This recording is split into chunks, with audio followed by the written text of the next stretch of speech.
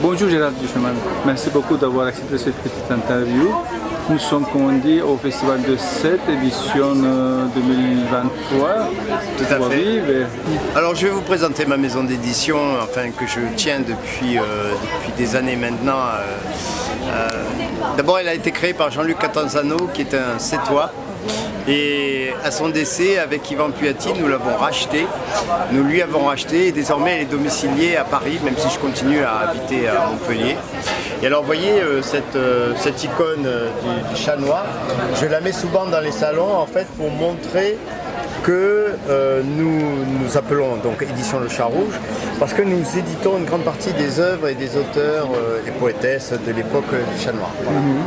Et en gros, notre maison d'édition est souvent un panaché entre des auteurs morts et des auteurs vivants. Sachant que les auteurs morts, il faut qu'ils soient morts aux bonnes dates. C'est-à-dire 70 ans après le décès de l'auteur, l'œuvre tombe dans le domaine public. Le petit détail macabre, c'est que les années de guerre comptent double au bénéfice des héritiers.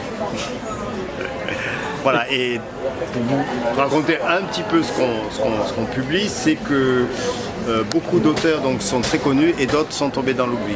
Et nous tentons de créer un équilibre entre ceux qui sont devenus célèbres, comme Zola, ou vous voyez, Zola, voilà, Madeleine Serrat de Zola, et d'autres tombés dans l'oubli, comme Robert de Montesquieu, ou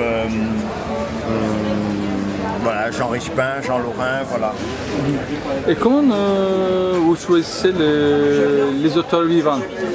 Alors les auteurs vivants, c'est tout simplement, ce que j'essaie, c'est de créer un lignage entre les auteurs morts et les auteurs vivants. Par exemple, vous voyez, nous avions jadis publié cette anthologie consacrée aux dandy. Et un jeune dandy de Paris nous avait contacté et nous avons lié et ensuite en fait j'ai voulu éditer un de ses premiers livres consacré aux accessoires masculins disparus. Et en plus il est illustrateur, hein, voilà. Cette monographie est absolument délicieuse, c'est plein d'autodérision et je le conseille à tous ceux qui aiment le dandysme et qui aiment tout simplement la littérature parce que son texte est de valeur. Et ensuite, lui m'a fait rencontrer un autre auteur vivant. Et alors souvent, pour les auteurs vivants, je me paie d'un petit flyer pour parler d'eux. Et dans Snob éternel, Antonius Moonen, qui est déjà très connu par rapport au snobisme et parce qu'il a publié pas mal d'œuvres relativement au snobisme, nous a écrit donc ce livre Snob éternel. Alors c'est assez amusant parce que c'est un de nos rares auteurs vivants. C'est quand même débrouillé pour nous fourguer un bouquin sur les funérailles. Hilarant, c'est franchement un des livres les plus drôles que j'ai jamais lu de ma vie. Et en plus on a obtenu un article dans le Monde et dans le Canard enchaîné. Voilà. Qu'est-ce que vous pensez de la poésie actuelle francophone?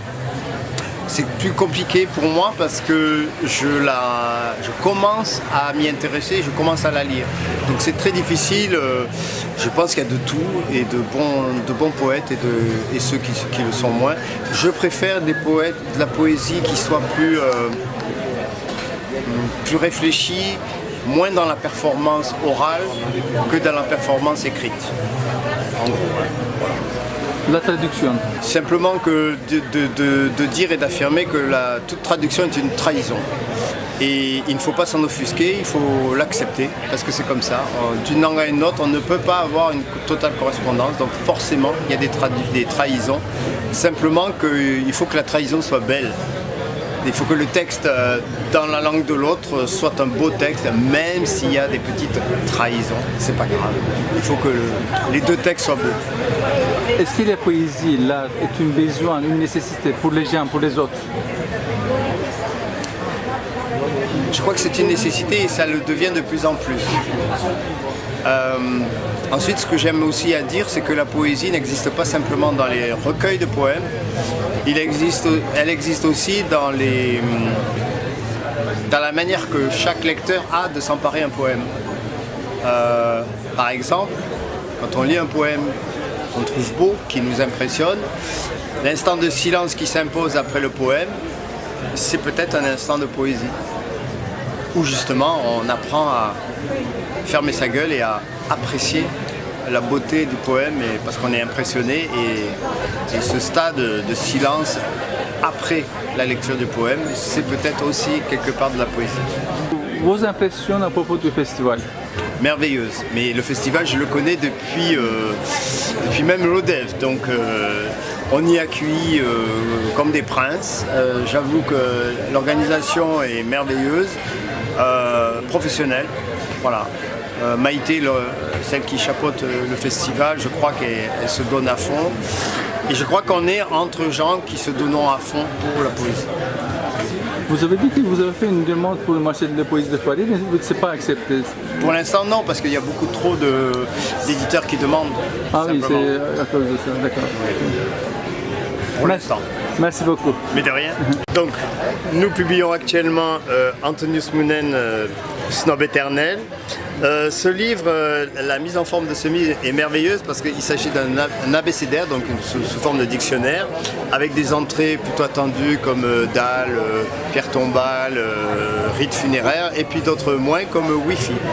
Et je vais vous lire un passage de ce... Alors, il y a aussi, après l'abécédaire, en fait, une série d'interviews qui clôt le volume. Voilà, il y a un aspect gothique d'ailleurs du volume qui est absolument délicieux. Et là, vous avez plusieurs interviews de gens qui comptent, bien sûr dans le merveilleux domaine de la mort, comme un thanatopracteur, un styliste. Vous avez l'interview hilarante de Massimiliano Moccia di Coggiola. Vous avez un conseiller papal, un ordonnateur des pompes funèbres. Et ce monsieur, donc monsieur Cahen, qui a... entre autres, organiser les funérailles de Simone de Beauvoir et Jean-Paul Sartre, ce qui n'est pas négligeable. Et alors je vais vous lire juste un petit passage, ça donne un peu l'idée du ton du livre. Voilà, par exemple à l'entrée fantôme. Je vais vous lire juste le premier paragraphe. Apparition surnaturelle d'une personne morte, soit dans une ancienne apparence, soit dans la tenue caractéristique attribuée aux fantômes. Drap blanc, suaire, chaîne, etc. Les fantômes sont généralement très snobs et ont une prédilection pour les châteaux, manoirs et autres demeures seigneuriales. En effet, ils ne fréquentent que sporadiquement les chaumières, les H&M et les pavillons de banlieue. Ça donne le ton du livre et en même temps l'aspect léger du livre et en même temps quelque chose de profond et de très documenté sur tout le livre. Merci beaucoup. C'est moi.